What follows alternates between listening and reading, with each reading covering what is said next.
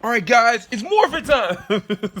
What's going on out there, YouTube? This is SCL0320 representing JVS. So I'm back here again for another review for advanced review for the Power Rangers 2017. Did it suck? Was it good? Was it great? I don't really know how to answer the question.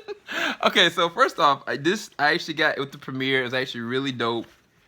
I was able to get it, and I actually went in there, and I was kind of like low expectations. You know, I kind of was like, I think it's gonna be entertaining. I think it's gonna be kind of gritty, but I think it's gonna be just basically a recycling of the old series. And if you remember Mighty Morphin Power Rangers with, you know, Billy, with Kimberly, with Trini, with Zach, with Jason, then you will know this film. Matter of fact, it will actually add to your experience of watching this film to know a back history of it. If you've never watched the Power Rangers, you've never seen it, this may not be the movie for you. It's gonna be kind of like a mix for you of like Twilight mixed with kind of Hunger Games with like something you've never seen before, because it balances between horror genre, action comedy, and kind of a sci-fi kind of element to it, which is very interesting, which I think was a good element to add into nuance of this franchise in what they're trying to do. So one of the things I'll say as a positive is that the cast are very committed to their roles. Everybody that plays their role does it very well. Specifically the kids. I think that Bryan Cranston did a really good job, and then the person that played Alpha, they were really good. You know, I think that they were very different from what I remember. Normally, you think about Alpha and Zordon, you think of like the nurturing type, the father figure. That was not them in this film. They were very different. They kind of had to move into that. Versus kind of how like I remember when Power Rangers started. And not just that, as far as with, like I said, with the cast, the young cast, I think they all do a really good job. Like when I was sitting there watching, you know, Kimberly, she's very much so the Kimberly that I remember. When I was looking at Jason, I was like, is this Zac Efron's little brother? But no, the guy that plays Jason, he actually does a pretty good job, you know, being a really good model for what a leader would be, kind of thing.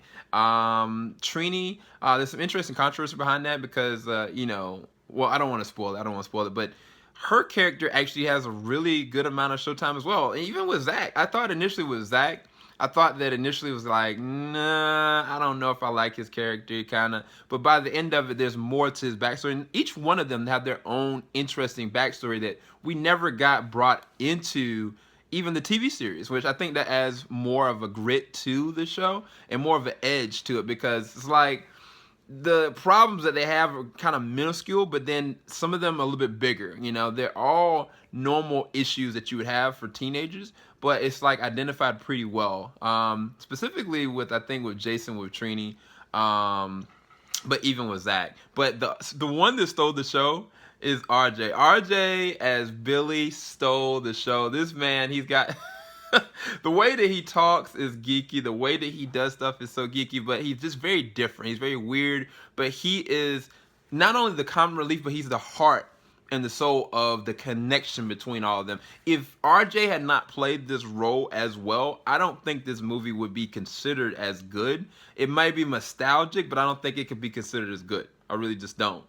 He just brought it for me personally, and everybody. Every time he was on screen, every time he was in the role, he was just in it. And I mean, I loved him in Me, Earl, and the Dying Girl, but I thought he did a really good job as Billy in this role. But let's talk about Elizabeth Banks as Rita. There were moments that I was like legit kind of like, wow, this lady's crazy, you know. But it's weird because some of the things that she did was kind of pushing past a PG-13 kind of rating. Like it was death. Like it was, it was a lot of destruction going on, and it was really surprising some of the things that she would do. But then like there would be random comedic moments where it kind of like took me out of it. So it was like not that she wasn't committing to the role, but it was like it was a counterbalance of, you know, is this too cheesy, too cringeworthy, or is this, you know, too serious, you know? I think there's an even balance somewhere there, but you don't get it to like the middle. Like it was something that happened with one of the Rangers I don't want to spoil, that I was kind of like, there's a real edge to read it. There's a real understanding. I think the middle and then the very beginning of her story, which the very beginning of it is something that I think that should have been explained with the Mighty Morphin Power Rangers, that would have added so much more weight to it. And I think that I really personally appreciated it because I was like, wow, I've heard about what was, but I've never seen it kind of like that. And they definitely changed the story as well, but specifically with Reef Rita. And it's going to be really interesting what they're going to do moving forward with the next film, which there is one. And definitely stay until after the credits. Now, let's talk about, normally I don't talk about the actors first, but if the actors hadn't done it the way that they did it, the movie would not be considered good. That's why I don't want to go into the story yet. But as far as the visual effects, the camera angles were very well done. The fight choreography, I think they did a really good job with a lot of the fights, the ground fights. I think that the CG towards the end was kind of a bit much. I think the Goldar was really... it was really kind of, to me, was the real problem in terms of the way that they utilized the CG. It was just too much. I mean, I was like, man, put somebody in the suit.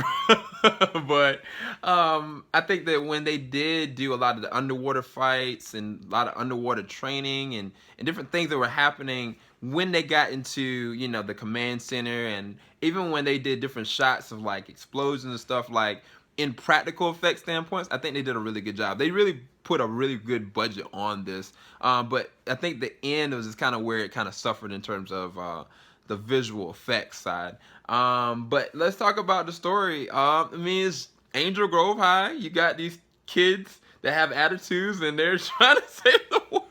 The premise of Power Rangers was never something that was to be taken serious. Matter of fact, if you want to go on what Saban did, they took like a recycled franchise from Japan and they redubbed it over with American actors, and then they just, you know, went with it, you know. And so it was never something that was really concrete. It was just something that was very entertaining. It was very dynamic. It was very engaging in terms for kids. That was the whole point of Power Rangers. So I think that for kids, they're gonna actually really love this. There is moments where it kind of pushes over the limit, but then there's also times where for adults that there are jokes and things that are said that only adults would get.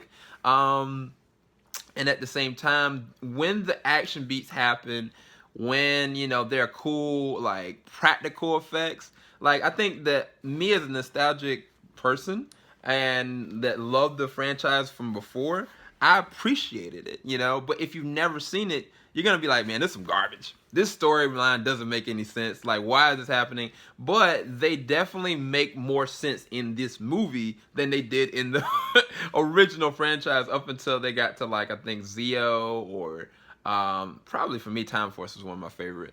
But anyway, I don't know what to give this. I'll give this actually a 7 out of 10.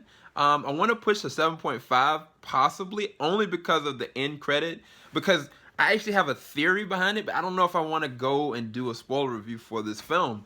But that end credit, there's something that is to be added with that. And I think that they're going to definitely move forward with it, just based on how these characters had to learn to thrive. Just to be able to morph took a lot. For them to be able to train took a lot. For them to even get to know one another, there were different single moments that added to that. And to add another, well, I'll just stop right there.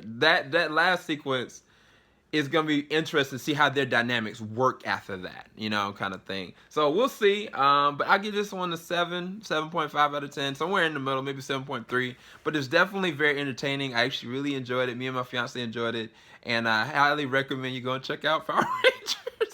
But if you don't like the franchise, if you're looking to see if the Power Rangers movie is going to be something great, you know, or awe-inspiring, or so gritty that it just changes the dynamic, that's not this movie. This is a feel-good movie for the fans. This has some really interesting surprises. This has some really entertaining values. It's got some comedic moments. It's got some really heartfelt moments sometimes. But at its core, it's very cheesy.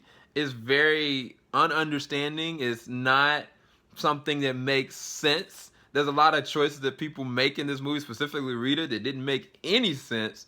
But I enjoyed it. Hopefully you enjoyed this review. Keep it locked. JVS, we ain't gonna stop.